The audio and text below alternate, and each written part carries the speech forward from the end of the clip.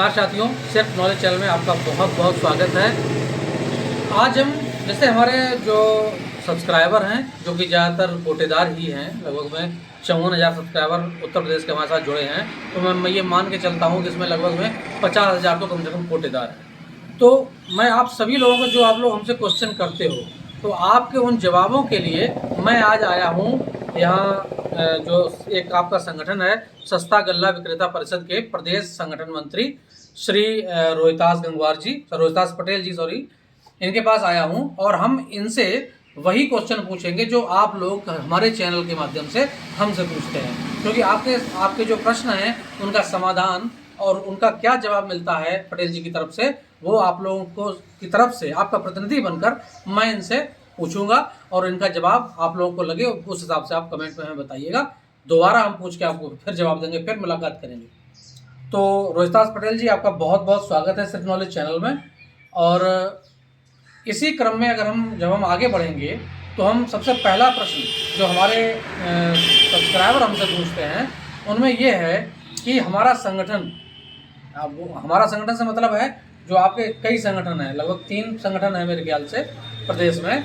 तो इन संगठन जो कार्य कर रहे हैं इनसे उचित दर विक्रेताओं को क्या लाभ हुआ, तो क्या उम्मीद करें आपसे, उनको क्या लाभ मिलेगा भविष्य में आपके संगठन? उचित दर विक्रेताओं को अभी तक तो संगठनों के माध्यम से कोई विशेष लाभ नहीं हो पाया, लेकिन हाँ, सारे संगठन मिलकर यदि एक संयुक्त समिति बनाएं और सरकार के खिलाफ आंदोलन के लिए खड़े हों, तभी उपभोक्ताओं का और कोटेदारों दोनों का भला होगा और उन्हें कुछ प्राप्त होगा। सही कह रहे हैं आप कि अभी तक कोई विशेष लाभ नहीं मिल पाया है, ये बिल्कुल सत्य कह रहे हैं और मैं भी ऐसा ही मानता हूँ जितना मैं जुड़ा हूँ आप लोगों से उस हिसाब से। दूसरा प्रश्न मैं आपसे ये पूछना चाहूँगा जो कि हमारे सब्सक्राइबर हमसे लगातार पूछते हैं कि उनके कमीशन की लगातार बात हुई, बहुत बड़े बड़े आंदोलन हुए, आप लोगों ने लखनऊ से दिल्ली तक जाकर प्रदर्शन किए, लेकिन कमीशन बढ़ा ऊँट के मुंह में जीरा, यानी मात्र 20 पैसा आपका कमीशन बढ़ा, यानी अब 70 से बढ़ के 90 हो गया है। और उसके बाद में जो तनख्वाह की बात हो रही थी, सैलरी की बात हो रही थी, तो वो भी कुछ नहीं हुआ। इसके विषय में आप क्या कहना चाहेंगे? इस विषय में मैं कहना चाहता हूँ कि हमारे संगठनों द्वारा मन से प्रयास ही नहीं किया गया। हर संगठन अपने आप को बड़ा दिखा करके कोटेदारों की वाहवाही लूटना चाहता है। कोई भी यह कार्य मन से नहीं करना चाहता। यदि मन से करना चाहते हों तो फिर मैं मांग करता हूँ कि तीनों संगठन मिलकर एक संयुक्त समिति बनाएं।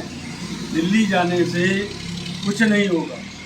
सरकार तब तक कोटेदारों की समस्याओं के प्रति संवेदनशील नहीं होगी जब तक राशन वितरण पर पूर्ण प्रतिबंध नहीं लग जाएगा।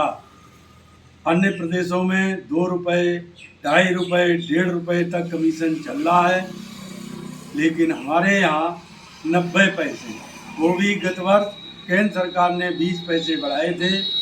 कायदे से प्रदेश सरकार को भी 20 पैसे बढ़ाना चाहिए था, लेकिन प्रदेश सरकार ने 1 पैसा नहीं दिया और वही 20 पैसे केंद्र सरकार के हम लोगों को लगकर अब 90 पैसे कमीशन मिलता है।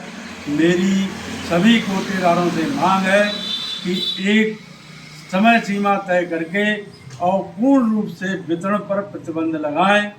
जो भी वितरण करे उसके खिलाफ एक्शन स्वयं कोटेदार लें, तभी हमारी बात केंद्र प्रदेश सरकार सुनेगी। अन्यथा प्रदेश सरकार हमारी किसी भी बात पर ध्यान देना नहीं चाहती है। उसकी नज़रों में आज भी हम लोग गलत हैं। अधिकारी, ठेकेदार उनकी नज़रों में सही और सच है।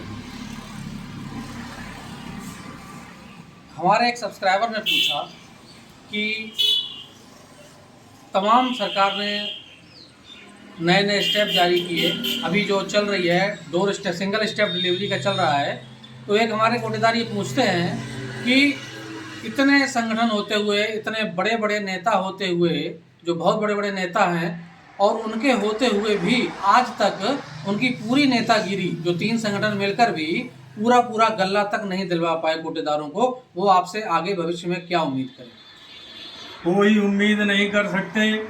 यह सब लोग अपनी अपनी दुकान चलाते हैं। कोई भी अधिकारी और सरकार से लड़ने के मूड में नहीं है। इसीलिए कोटेदारों की यह दुर्गत लगातार हो रही है। दूसरे कोटेदारों में भी बहुत बड़ी कमी है। वह अपने अधिकार के लिए स्वयं लड़ना नहीं चाहता। यदि वह स्वयं लड़ने पर उतर आए तो कोई ऐसा नहीं पैदा हुआ है जो उसके हक पर डाका डाल सके। इसलिए अपनी जो छोटी छोटी कमियां हैं उन्हें दूर करते हुए सीना तान कर जब खड़े हो जाओगे, तभी आपको सिंगल डोर स्टेप डिलीवरी जो कोटेदारों के लिए वरदान है उसका लाभ मिलेगा और तभी हम लोग खुशहाल हो पाएंगे। पटेल जी, हमारे एक सब्सक्राइबर ने हमसे ये पूछा हमारे चैनल के माध्यम से कि जो राजनीति होती है, जो संगठन है तमाम कोटेदारों के, सस्ता गल्ला हुआ या all India fair price shop है, एक आदर्श उपभोक्ता कुछ है ऐसे करके नाम मुझे नहीं ध्यान है, तो इन सब संगठनों से लोग जिलाध्यक्ष बन जाते हैं, ब्लॉक अध्यक्ष बन जाते हैं, प्रदेश अध्यक्ष बन जाते हैं और तमाम पदों में ये लोग विभक्त होकर ये खुद तो सारी सुविधाओं का दोहन कर लेते हैं। यानी इनको तो गल्ला भी पूरा मिलता है, इनकी दुकान भी सही चलती, सारी व्यवस्थाएं इनके लिए सुकून की होती हैं, ये सेफ भी रहते हैं, अधिकारियों की नज़र में रहते हैं। लेकिन बाकी जो उपभोक्ता हैं उनका क्या? उन उपभोक्ताओं की ही सबसे बड़ी परेशानी है। इसीलिए ये जो तीनों संगठन हैं, एक संगठन के मुखिया अभी 3-4 पहले में बने हैं। 2 संगठनों में 30-30 साल से प्रदेश अध्यक्ष, जिला अध्यक्ष, नगर अध्यक्ष, ब्लॉक अध्यक्ष काबिज हैं। इन्हें कभी बदला नहीं जाता। क्यों? बदलने पर इनकी सारी पोल पट्टी खुल जाएगी। इसीलिए मैंने ये मांग उठाई है कि हर संगठन में प्रजातांत्रिक तरीके से चुनकर पद भरे जाएं, लेकिन एक भी संगठन इस प्रक्रिया पर अपनी कोई प्रतिक्रिया नहीं दे रहा है और सभी मौन साधे बैठे हैं। उन्हें लगता है यदि हम चुनाव में गए तो जो हमने आज तक कोटेदारों को उल्लू की लकड़ी फिराकर घुमाया है वह सारी पोल पट्टी हमारी खुल जाएगी और कोटेदार अपने आप को स्वयं मजबूत समझने लगेगा। इसीलिए सामने न सही पीछे पीछे इस चुनावी प्रक्रिया का विरोध कर रहे हैं, जो मेरठ के हमारे साथी श्री शिव कुमार गुप्ता जी ने शुरू की है।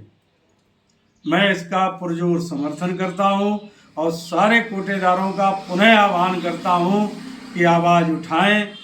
सारे प्रदेश के पद या जिले के पद चुनावी प्रक्रिया द्वारा भरे जाए, ना कि अध्यक्ष के लेटर पैड से भरे। धन्यवाद।